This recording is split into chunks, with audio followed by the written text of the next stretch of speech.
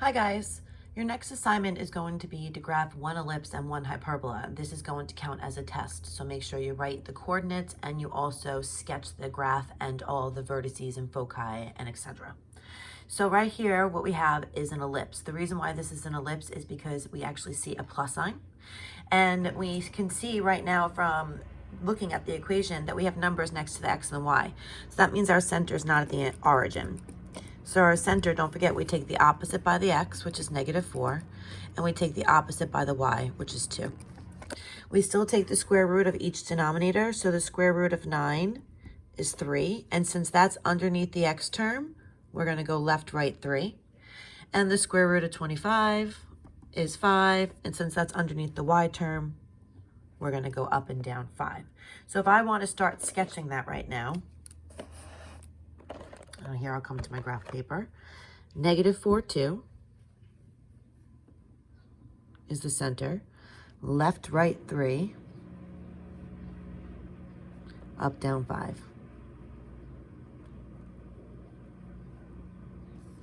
Since this is an ellipse, we make an oval shape. If that had a minus sign in between the two fractions, we would make a box. We'll see that on the next example. And it doesn't matter how pretty it is. Now, for the ellipse and the hyperbola, they have different reasons of why they have vertices and foci. So for the ellipse, the vertices are always going to be whichever one's the major axis. So this is horizontally 6 boxes. Vertically, this would be 10 boxes. So that means for this particular question, the vertices and the foci are going to be up and down. So if I want to write down the vertices over here on my work, that would be -1, 2, 3, 4, 1, 2, 3, 4, 5, 6, 7. And -4, -3.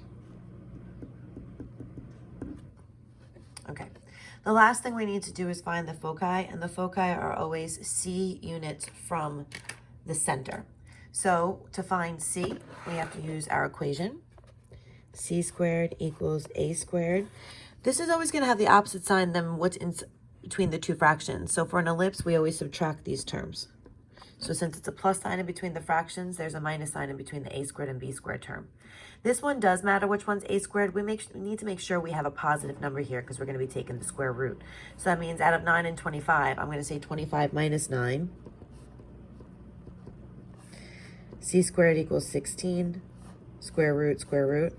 And this one actually works out to be a perfect square.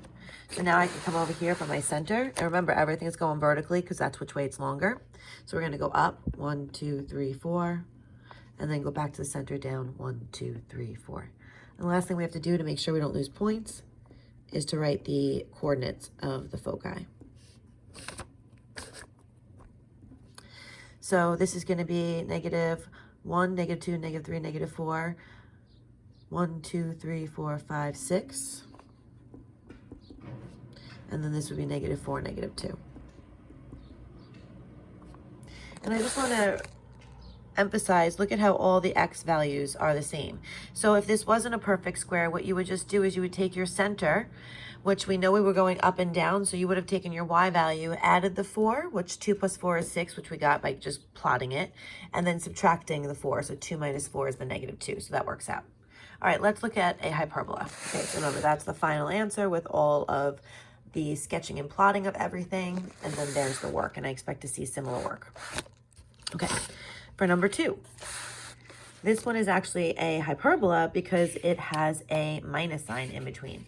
So that means we have to determine which way it's going to go, and that's just based on the first fraction. So because x is first, we go left, right. We're going to have a curve that goes left and right. So a hyperbola and ellipse are different.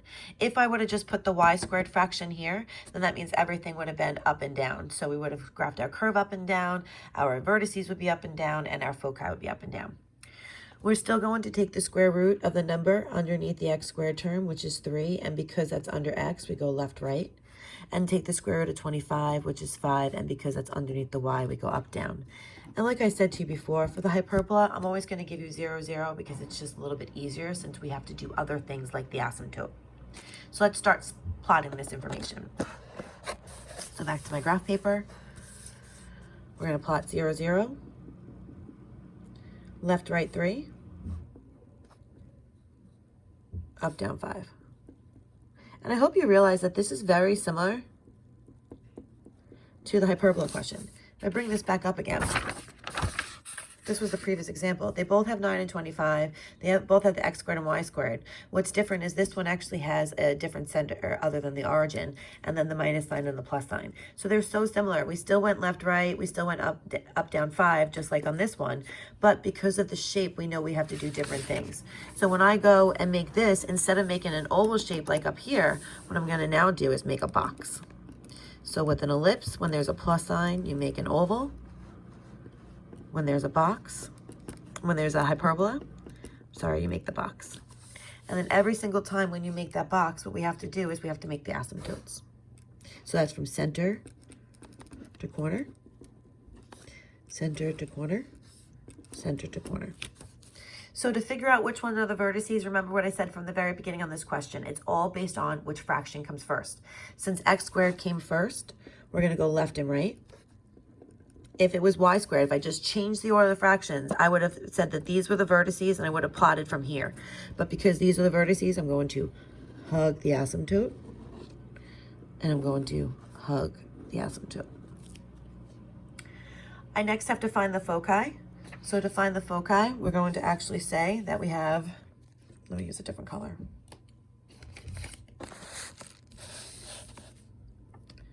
Let me plot all the information. So this was the center. Your vertices, I didn't state the coordinates. So vertices are -3, 0, and 3, 0. And then what we have to do is we have to find c. So c squared is equal to a squared plus b squared. Remember what I was saying to you before? These are always opposite signs.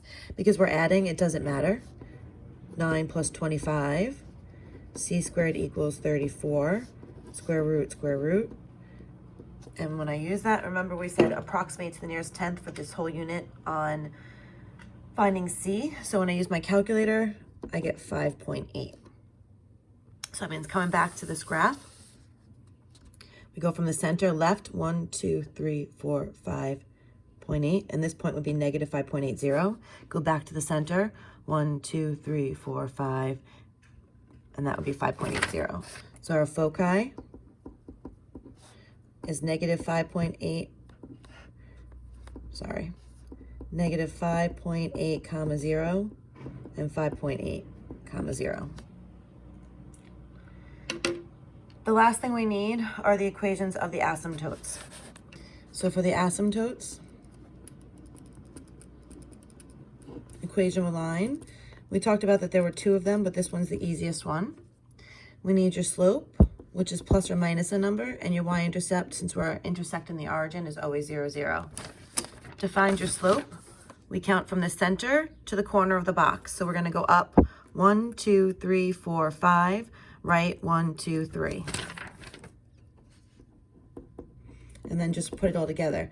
Plus or minus 5/3 x. If you want to write plus 0, you can, or you can just y equals plus or minus 5/3 x. And then that way, this line right here, this would be y equals 5/3 x.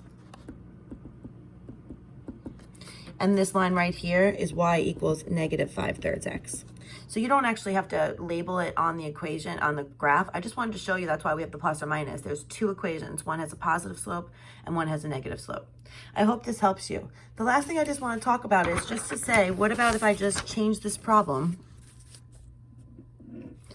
and I said y squared over 9 minus x squared over 25 equals 1. So if you look at what I'm doing right here, originally, let me just get this out of the way, it's confusing. Originally we had the x squared. So if we change this problem and I changed it to y squared being first, now what that would mean is now, just based on the fact that we have the y squared, that means now everything would be up, down. In this case, I would take the square root of 9, which is 3, but that's underneath the y. So underneath the y goes up, down.